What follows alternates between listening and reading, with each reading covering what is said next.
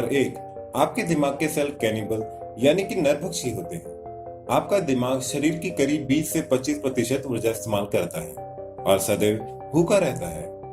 अगर आपका पेट भरा ना हो और शरीर में पर्याप्त ऊर्जा ना बन रही हो, तो दिमाग ऊर्जा के लिए अपने ही अंदर के सेल्स को खाने लगता है। नंबर दो, ज्यादा सोने से आपका दिमाग पागल हो सकता है। ज्यादा सोने से आपका दिमाग जल्दी बूढ़ा होता है, क्योंकि सोते वक्त दिमाग की एक्टिविटीज यानी कि गतिविधियां बढ़ जाती हैं। आपने महसूस किया होगा कि ज्यादा सोकर उठने से आप नींद और जागे हुए के बीच की स्थिति में हो जाते हैं, जिसे आप आलस कहते हैं।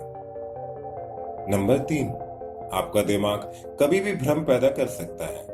दिमाग के अंदर ऐसे केमिकल्स मौजूद होते हैं जो कि आपको उन चीजों को भी दिखाने और महसूस कराने की क्षमता रखते हैं जो वहां है ही नहीं।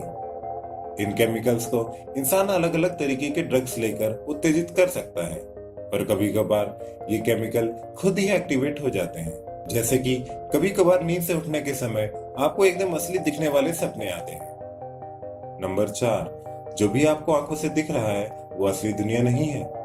आंखों के पर्दे पर पड़ने वाली रोशनी दो आयामी यानी 2 डायमेंशनल होती है और हम रहते हैं 3 आयामी यानी 3 डायमेंशनल दुनिया में। तो दिमाग आंखों से मिल रही इन 2 डायमेंशनल पिक्चरों को अंदाजे से 3 आयाम में बदल देता है और फिर आपको दिखाता है। यानी कि जो भी आपको दिख रहा है वो सिर्फ आंखों का नहीं, पर आपके दिमाग के द्वारा पैदा किया गया भ्रम है। नंबर 5, दर्द एक शारीरिक चीज नहीं, पर दिमाग द्वारा पैदा किया गया भ्रम है। इंसानी दिमाग में दर्द भांपने वाली कोशिकाएं नहीं होती, तभी तो ब्रेन सर्जरी के टाइम में इंसान ज्यादातर होश में रहता है। दर्द के सिग्नल दिमाग शरीर को तभी भेजता है जब उसे ये लगता है कि आपकी जिंदगी को खतरा है। पूरे शरीर में दर्द की भावना भेज सकने के बावजूद दिमाग खुद अपने आप को दर्द से दूर ही रखता है।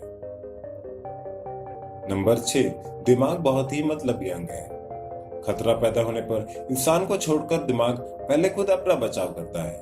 कोई मानसिक आघात पड़ने पर दिमाग उस वाक्य को ही अपने से मिटा देता है और उस वाक्य के साथ साथ वो सारी यादें भी मिटा देता है, जिससे लोगों में कभी कभार मेमोरी लॉस की घटना हो जाती है।